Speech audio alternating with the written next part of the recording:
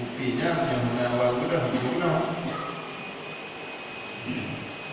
Jadi dengan awal kita semua dan awal kita melakukan aktivitas waktu pagi, yaitu sembahyang subuh secara berjamaah, dan sebelumnya ada sembahyang tahajud barangkali, sembahyang sunat subuh,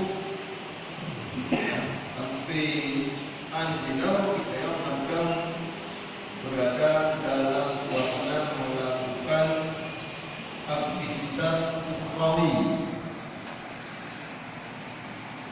secara lahir, yang kita berada dalam masjid, maka anjinau kita berada dalam masjid, maka kita sembahyang semua.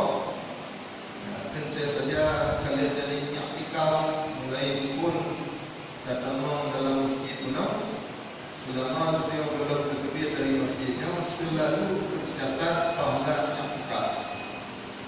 Maka oleh karenanya sangat berbahagia yang bapak yang bagi orang yang berbahagianya, sama-sama kita yang berada dengan berbagai komponen masyarakat dan memperkuat hubungan silaturahmi, memperkuat ukhuwah Islamiyah, ukhuwah Basyariah antara satu kampung dengan kampung lainnya, antar umat seagama, karena dia memang seagama yang di dalam kecamatan dia ada yang berbeda agama. Kadang yang hendak buka satu kegiatan yang semacamnya,